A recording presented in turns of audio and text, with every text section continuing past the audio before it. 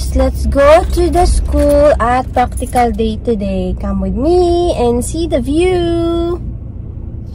Father, Son, Holy Spirit, Amen. Thank you, Lord, for this day. It's a bit rainy and windy day, guys. So, it takes me 15 minutes to go to the university, I mean. So, pinalitan ko na ng landscape. So, medyo tabingi pa. Hopefully, someday maayos natin.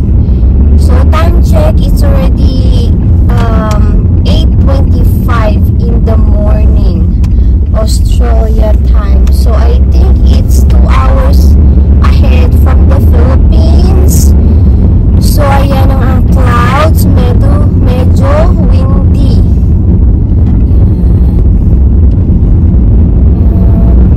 Kailangan ko bilisan ng onte ang aking pag-drive kasi 50 dito. 50 ang speed. So, come with me and let's explore. Yan, medyo okay. Let's go to the left. Morning biking and scooter. So, yung aking practical na tinatawag or simulation practice, it takes 3 hours. So, may groupings po yun. So, ayun. Come with me. So, it's 9 to 12 p.m. Ang schedule na yun. So, let's see. Okay. Tabing yung ating camera. Pasensya na po. Still on trial. So, I think is rush hour today. But, hopefully, makasingit tayo ng Okay, let's go. Singit tayo. Okay, good. Ito pala yung nakikita nyo is mga car na hindi na nagagamit. So, dyan nila ilalagay or dyan nila pinapadala. So, let's go. Oh. Alert, alert pag may time. Let's go. This one is just a virtual view. Okay. Enjoy.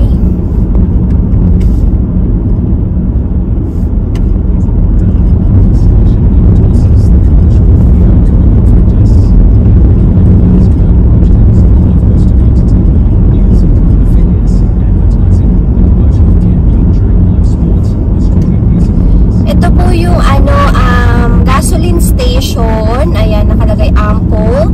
It is a gasoline station or petrol na tinatawag dito po sa Australia. Meron din silang katabi na fitness. Everywhere may fitness thing. Yan. Okay. Let's wait because itong roundabout, lahat ng papuntang dito should be you need to wait. Okay, yun, nakasingit ako kasi nga traffic. Medyo late ako ngayon punta. Yesterday, medyo maaga ako ng 10 minutes ahead. So, ayan, yung Macas, tinatawag dito, sa atin is McDonald. Ayan.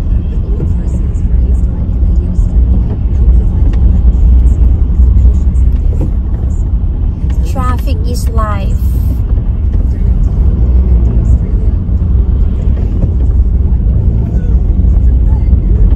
So, it's already 4 minutes na tayo nagda-drive, mami. Dito naman sa province is kailangan, wala masyadong mga transportation. Ang meron lang is either mag-Uber ka, magbabike, or maglalakad, or bus. We don't have any jeepney, sa Philippines meron. And you don't have a train station. Meron man, pero from province to city. So, from sa area namin, papunta sa Sydney, yun meron yun, mga long way na travel. So, we are, I think, nasa 5 hours away from the city, Sydney, Australia. So, meron na din mga naglalakad in the morning. So, ayun, we just need to wait. Yeah, let's go.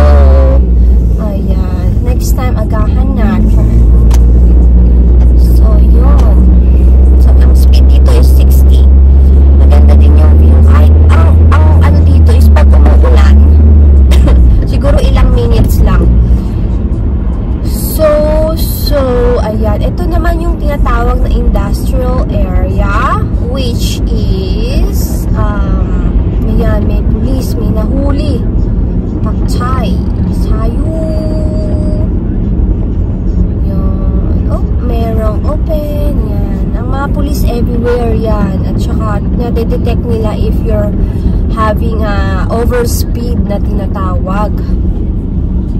So, eto, meron pa rin akong, I feel like colds and flu, but I want to, I don't want to absent, sayang. I don't want to make up classes. Time is gold, chor-chor. Ayun, eto naman, where are you? Eto na yung industrial area nga na tinatawag. So, let's go! Ayan, bilihan ng mga do-it-yourself, ganyan. Oops, nandito tayo sa left. So, hintayin natin kasi nga malaki yung magta-turn siya ng left. So, we need to wait. Okay, let's go. Meron mga namamadali, ganyan. Story time din po, no? Etong Century Yuasa, when I first drive going sa previous naming home from Griffith, yun yung provincial yun na town, going dito sa current namin, alam nyo ba na nabangga ako ng youth? Nabangga ako ng youth, which is bata pa siya. So, siguro nasa 19 to 20 years old male. And alam mo yun, I don't know what anong gagawin ko kasi nga it's my first time. Parang, oh my God, I just want that time, I think 2022. First time ko mag-drive ng 2.5 hours and then going to the school or university. And then what happened is that I'm on the right way, papunta. Then, pumunta siya sa, nag-straight siya. So, he is from the left. Hindi ko na-explain, lagpasan na eh. Parang, ako, di ba, ito, straight tayo. And then, nag-straight siya from the, somewhere. So, nabangga yung bumper car ko, and I don't know what to do, yun. Tapos pumunta ako sa police, kinuha ko yung ID. Hindi ba kinuha, pinicturean ko yung ID niya, yung details niya, ganyan. And then, nireport naman. And then, dahil wala akong insurance, ayun, kagandahan, dapat mo may insurance tayo to make sure for our safety. Then, ayan. And then, ano na nangyari? Mga few months later, nabayaran naman na pag pinagawa naman. Kaso dahil wala akong insurance and hindi ko naman ma-claim dun sa previous na pinagbilhan ko ng car. Dati ko yung car, ito bago. Ito naman is another second hand na car. Hindi ako bumibili pa ng new car kasi it's too expensive. As long as, it's working and that's okay.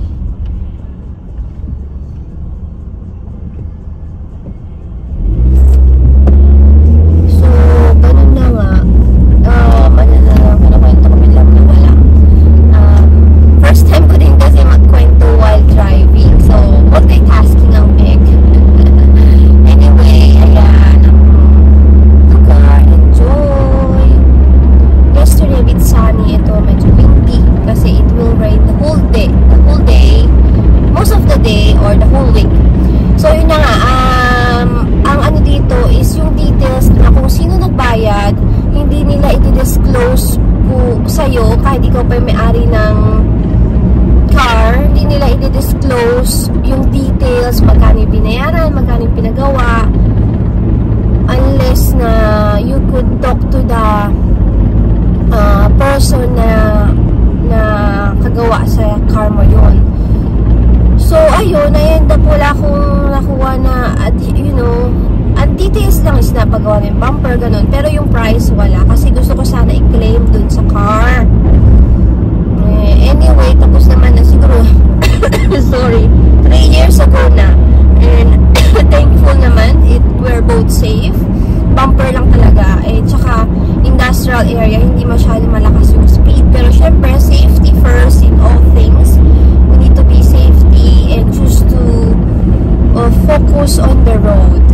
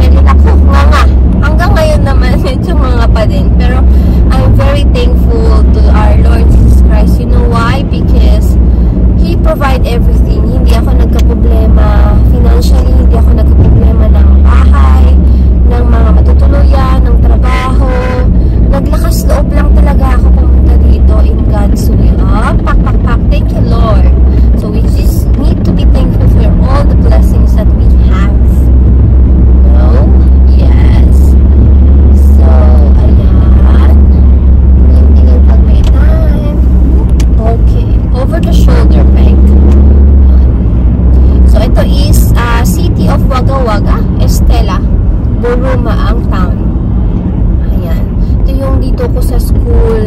Ito yung school na pinupuntahan ko every week.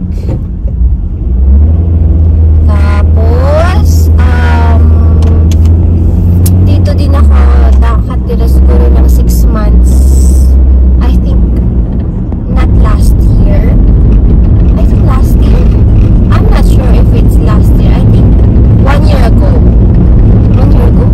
Anyway, di ko alam. Basta dito sa area na ito malapit sa school or uni na tinatawag, university is, yun nga, nag-rent ako. Kasama ko sa bahay, 2 Australian. And then, ang bayad ko is 150 Australian dollar a week. Kalain niya yun. And then, exclusive, hindi pa po kasama yung yung electricity, tubig, food, tapos meron kami every week may task list kung sino maglilinis. Pero, yun lang din, culture, ganyan. Sila kasi comfy, ganyan. Ako medyo feeling malinis, chor. Wala lang kasi napansin ko, nakatambak lahat for how many weeks yung labahin. Tapos, yun lang, syempre, awkward. Anyway, tapos naman na, and I think one of them is studying here sa vet. Yun. Kasi meron siyang course. Ayun. So, dito tayo magpa-parking kasi babalik ako dito later on. After lunch. So, my voice is still feeling sick. So, we're nearly here. Almost 15 minutes na talaga. Time check 14 minutes. But I'll just gonna walk going doon nga sa ating area ng practical today. So, ayun. Let's do parking. So, common ang white color na car dito. Wala lang. Sabi nila kasi mas mura. So, ayun na nga. Let's go here. Oink. Let's go here. Oink. Feeling expert. And then here. Tabihan natin to. Okay. Tabi pa. Yun. Ayun. Ayun. That's it. Okay. Yup. We're here na sa uni. Ayan, mga guys. Mahangin. Kung makikita nyo. Oh, grabe. Pero ang ganda rin tingnan. Oh. Yoy.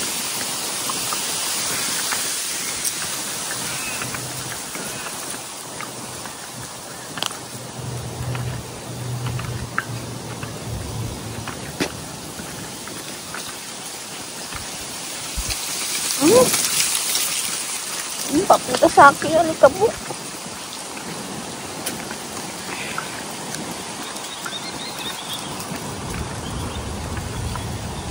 Ayan, super hangin. Ang lamig pa. Ayan. So, iba-ibang building, iba-ibang subject po. Yung una ko dito, grabe. Para akong ligaw na ligaw talaga. Which is normal naman. Kaya tayo dito.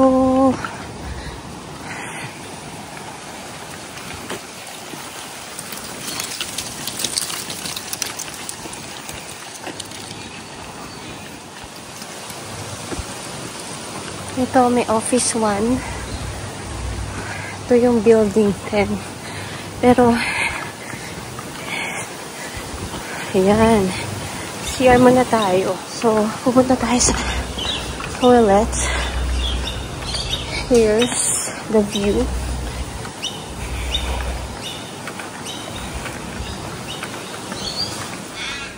Ayan. Sura ng toilet nila. Yan, bagong linis lang yan.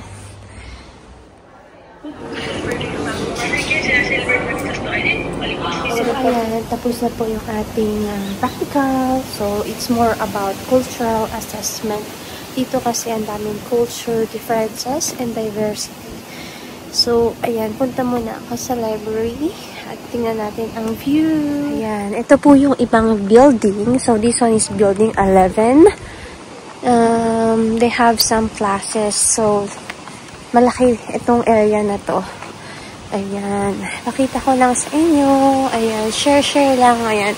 Maririnig nyo. Super windy. Ayan. Let's go there.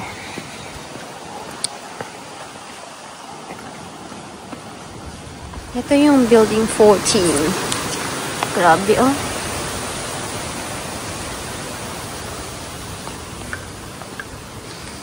Yan. Mamimiss ko tong school na to pag nag-graduate namin. Char. Looking forward for that. Siyempre, building 12. Yan. Punta tayo dun sa warm area. So, I'm gonna go to the parking to get my bag. Yeah. Oh, wow. Nice.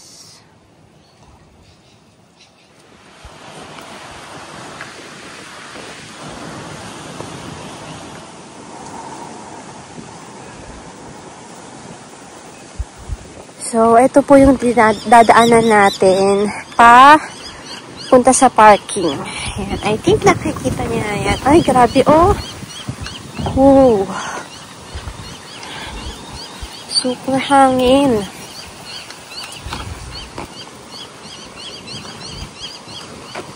You could hear the birds. Siya nga, oh, nalaglag yung documents ko. Paano ko kaya kukunin to? Oh no, paano kukunin yan mamaya? Ayan guys. Tapos na naman ang ating araw. Umuulan po ngayon. Time check. 2 p.m. ng hapon. Ayoko pa sana umuwi ngayon. Kaso, sorry, ubo ako ng ubo. So, I think I need to go home. Kasi, nasa library pa naman ako.